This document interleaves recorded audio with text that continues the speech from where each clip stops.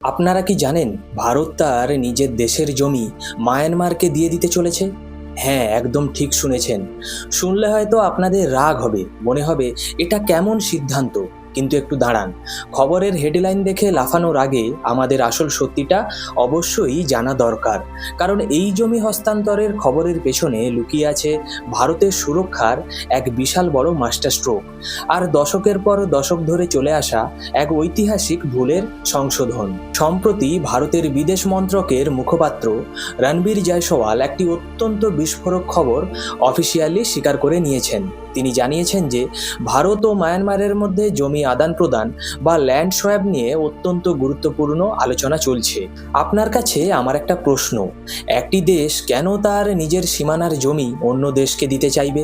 এর পেছনে কি কোনো বড় রাজনৈতিক স্বার্থ আছে, নাকি এর সাথে জড়িয়ে আছে ড্রাগস, অস্ত্র পাচার এবং আমাদের দেশের সুরক্ষার প্রশ্ন? আজকের ভিডিওতে আমরা শুধু ওপর খবর পড়ব না, আমরা গভীরেও যাব।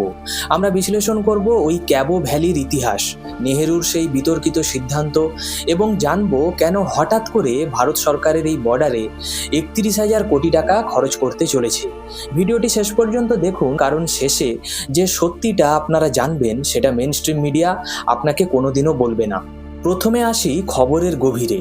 শুধু তো মুখের কথাই চিড়ে ভেজে না, তাই না? ইউটিউব এবং ফেসবুকে অনেকেই তো অনেক কথা বলে, কিন্তু আমাদের দরকার সলিড প্রুফ।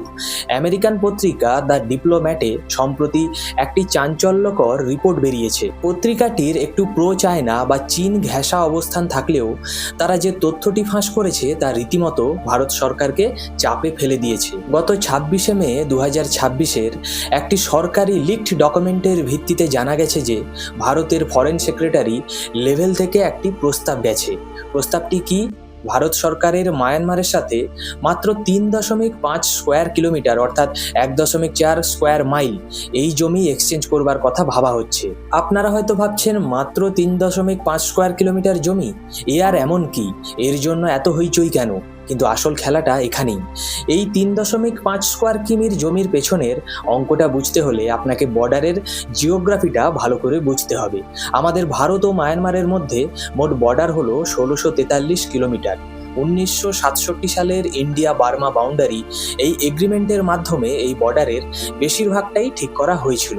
কিন্তু আজও এই বিশাল বর্ডারের মধ্যে প্রায় ১৭১ কিলোমিটার এলাকা আনডিমার্কেটেড, অর্থাৎ সেখানে ঠিকমতো কোনো সীমানা বা পিলার নির্ধারণ করা নেই। কেন এই ১৭১ কিলোমিটার বর্ডার আজও ফাঁকা? এর পেছনে ৩টি বড় কারণ আছে। প্রথমটি হলো দুর্গম ভৌগোলিক অবস্থান। এই এলাকাগুলো এতটাই পাহাড়ি এবং ঘন জঙ্গলে ঘেরা যে সেখানে ফিজিক্যালি পিলার বসানো অসম্ভব ছিল। দ্বিতীয় কারণ হলো একই জনজাতি। বর্ডারের দুই পারেই একই ট্রাইবাল বা আদিবাসী সম্প্রদায়ের মানুষ বসবাস করেন। তো রাতারাতি বর্ডার টেনে দিলে পরিবারগুলো আলাদা হয়ে যাবে, যা থেকে দাঙ্গা বা বিক্ষোভের সৃষ্টি হতে পারত। তৃতীয় পয়েন্ট হলো মণিপুর এবং অরুণাচল প্রদেশের সেন্সিটিভ জোন। মণিপুরের মোলচাম, মোরে এবং চোরো সেক্টরের মতো কিছু জায়গায় এই সীমানা নির্ধারণের কাজ অসম্পূর্ণ থেকেই যায়। এবার আসি সেই লিকড ডকুমেন্টের সবথেকে গুরুত্বপূর্ণ অংশে। এই রিপোর্টে পরিষ্কার বলা হয়েছে যে মূলত বর্ডার পিলার নম্বর ৬৫ এবং ৬৮-র মধ্যে একটি বিশাল কনফিউশন তৈরি হয়েছে। এই দুটি পিলারের মধ্যে দূরত্ব হলো ২.৮ কিলোমিটার, আর এই ২.৮ কিলোমিটার জায়গাতেই ভারত ও মায়ানমারের মধ্যে সীমানা স্পষ্ট নয়। বিদেশ মন্ত্রকের মুখপাত্র রণবীর জয়সওয়াল পরিষ্কার করেছেন যে এটি কোনো টেরিটোরিয়াল ডিসপিউট বা জমি দখলের লড়াই নয়। আমরা কেউই কারোর জমি দাবি করছি না, শুধু বর্ডারে পিলার কোথায় বসবে সেটা নিয়ে যে ধোঁয়াশা আছে সেটা কাটানো হচ্ছে। আর এই ফাঁকটুকু ভরাট করার জন্যেই এই ৩.৫ স্কোয়ার কিমি ছোট্ট জমিটা কিছুটা নেব, কিছুটা দেব, এই মডেলে সমাধান করা হচ্ছে এই দুই দেশের মধ্যে। ঠিক যেভাবে ২০১৫ সালে ভারত ও বাংলাদেশের মধ্যে ছিটমহল বা ল্যান্ড বাউন্ডারি এগ্রিমেন্ট হয়েছিল, এটাও ঠিক সেই একই ফর্মুলা। কিন্তু প্রশ্ন হলো, এই জমি বদলের কথাটা সরকার নিজে থেকে দেশবাসীকে কেন আগে থেকে জানালো না? কেন একটি আমেরিকান ম্যাগাজিনের লিকড ডকুমেন্টের মাধ্যমে আমাদের এটা জানতে হলো? এর উত্তর হলো ডিপ্লোম্যাটিক সেন্সিটিভিটি বা কূটনৈতিক সতর্কতা।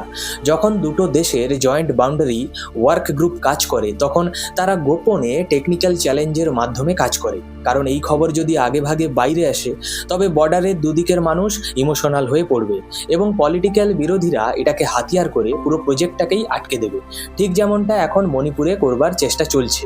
কিন্তু এই যে 3.5 কিমি জমি এক্সচেঞ্জ না হলে ভারতের যে কত বড় ক্ষতি হয়ে যাবে সেটা শুনলে আপনার রাতের ঘুম উড়ে যাবে। চলুন সেটাই বিশ্লেষণ করি আমাদের পরের পয়েন্টে। এবার আসি ইতিহাসের পাতায়। এই জমি আদান প্রদান নিয়ে মণিপুরের এত ক্ষোভ কেন? এর জন্য আমাদের ফিরে যেতে হবে প্রায় 200 বছর আগে। মণিপুর আর মায়ানমারের মাঝে রয়েছে এই ক্যাবো ভ্যালি। 1826 সালে ইংরেজ ও বার্মিচিদের মধ্যে ট্রিটি অফ ইয়ানদাবো বা ইয়ানদাবো চুক্তি সই হয়। ইংরেজরা চালাকি করে এই ক্যাবো ভ্যালি বার্মাকে দিয়ে দেয়, কিন্তু শর্ত ছিল এর বদলে বার্মা মণিপুরের রাজাকে প্রতি মাসে 500 স্বর্ণমুদ্রা ক্ষতিপূরণ দেবে। এই ক্ষতিপূরণ নিয়ম করে আসছিল।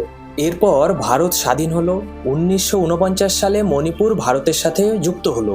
এরপর 1953 সালে তৎকালীন প্রধানমন্ত্রী জওহরলাল নেহরু বার্মার প্রধানমন্ত্রীর সাথে দেখা করেন, আর সেখানেই মণিপুরের মানুষের মতে ওই ঐতিহাসিক ভুল হয়। সেই 500 মুদ্রার ক্ষতিপূরণ বন্ধ করে দেওয়া হয় এবং ভারত অফিসিয়ালি ক্যাবো ভ্যালির ওপর থেকে সমস্ত দাবি ছেড়ে দেয়। আজ প্রায় 190 বছর ধরে ওই এলাকা মায়ানমারের কন্ট্রোলেই আছে, কিন্তু মণিপুরের মানুষের কাছে এটি আজও একটি বিশাল ইমোশনাল ইস্যু। আর ঠিক এই ইমোশনটাকেই কাজে লাগিয়ে কিছু মানুষ আজ দাঙ্গার আগুন জ্বালাতে চাইছে। আপনারা নিজেদের প্রশ্ন করুন, এই 1643 কিলোমিটার খোলা বর্ডার দিয়ে এতদিন কি আসছিল? শুধু হাওয়া? না, এই বর্ডার দিয়ে বছরের পর বছর ধরে ভারতে ঢুকছে মারাত্মক ড্রাগস, অবৈধ অস্ত্র আর জঙ্গিরা। ওই খোলা বর্ডারের ফায়দা তুলে কুকিজো বা মেইতেই সশস্ত্র সংগঠনগুলো মায়ানমারে লুকিয়ে থাকে, ভারতে এসে আক্রমণ করে, আবার জঙ্গলে পালিয়ে যায়। ভারত সরকার এবার ঠিক করেছে অনেক হয়েছে, এবার খেলা শেষ। সরকার প্রায় 31,000 কোটি টাকা খরচ করে পুরো ভারত মায়ানমারের সীমান্তে স্মার্ট ফেন্সিং বা কাঁটাতারের বেড়া লাগানোর কাজ শুরু করেছে। কিন্তু বন্ধুরা, একটা কথা ভাবুন তো, সীমানা যদি ঠিক না থাকে আপনি বেড়াটা লাগাবেন কোথায়? অন্যের জমিতে? না। আর ঠিক এই কারণেই বেড়া লাগানোর আগে সীমানা পরিষ্কার করাটা, বাউন্ডারি পিলার বসানোটা অত্যন্ত জরুরি। এই সামান্য 3.5 স্কোয়ার কিমি জমি এক্সচেঞ্জ আসলে সেই মাস্টার প্ল্যানের প্রথম ধাপ। এবার বলুন, এই বর্ডার ফেন্সিং হলে সব থেকে বড় ক্ষতি কাদের? ক্ষতি সাধারণ মানুষের নয়, ক্ষতি হবে সেই বিশাল ড্রাগ কার্টেলদের, স্মাগলারদের আর অবৈধ অস্ত্র ব্যবসায়ীদের। বর্ডারের দুই পারেই কিছু অসাধু লোক বসে আছে যারা ওই খোলা বর্ডার থেকে কোটি কোটি টাকা কামাচ্ছে। তারা কোনোভাবেই চাইবে না এই বর্ডার প্যাক হোক, তাই তারা কি করবে? তারা এই 3.5 স্কোয়ার কিলোমিটারের জমি এক্সচেঞ্জকে একটা ইমোশনাল ইস্যু বানিয়ে সাধারণ মানুষকে খেপিয়ে তুলবে। তারা বলবে, দেখুন সরকার আমাদের জমি বেচে দিচ্ছে, কিন্তু আপনাদের চোখ খোলা রাখতে হবে। এই জমি আদান প্রদান কোনো হার নয়, বরং আমাদের দেশের ভবিষ্যৎ সুরক্ষিত করবার একটা হাতিয়ার। মায়ানমারের সাথে আমাদের সম্পর্ক ভালো রাখলে কালদান প্রজেক্ট থেকে শুরু করে এশিয়া হাইওয়ের মতো বড় জিওপলিটিক্যাল ফায়দা ভারতেরই হবে। বন্ধুরা, রাজনীতি আর জিওপলিটিক্স কোনো সিনেমা নয় যে একদিনে সব ঠিক হয়ে যাবে। এর জন্য কঠিন এবং বাস্তবসম্মত সিদ্ধান্ত নিতে হয়। ভারত যদি আজ সামান্য জমি এক্সচেঞ্জ করে নিজের পুরো 1643 কিলোমিটার বর্ডারকে সিল করে দিতে পারে, তবে তা নর্থ ইস্ট ভারতের জন্য এক ঐতিহাসিক জয় হবে। আমাদের বুঝতে হবে কোনটা প্রোপাগান্ডা আর কোনটা আসল মাস্টার স্ট্রোক। আজকের এই বিশ্লেষণ আপনাদের কেমন লাগলো? আপনারা কি মনে করেন এই ল্যান্ড সোয়াপ ভারতের সুরক্ষার জন্য সঠিক সিদ্ধান্ত, নাকি ভারত সরকারের অন্য কোনো রাস্তা দেখানো উচিত ছিল? নিচে কমেন্ট করে অবশ্যই আপনাদের মতামত জানান, আমি প্রত্যেকটা কমেন্ট পড়ব। ভিডিওটি ইনফরমেটিভ মনে হলে লাইক করুন, বন্ধুদের সাথে প্রচুর পরিমাণে শেয়ার করুন যাতে সত্যিটা সবার কাছে পৌঁছয়। আর এমন হার্ড হিটিং এবং বিশ্লেষণধর্মী ভিডিও পেতে চ্যানেলটি সাবস্ক্রাইব করে বেল আইকন প্রেস করে দিন। সুস্থ থাকবেন, সতর্ক থাকবেন। জয় হিন্দ, বন্দে মাতরম।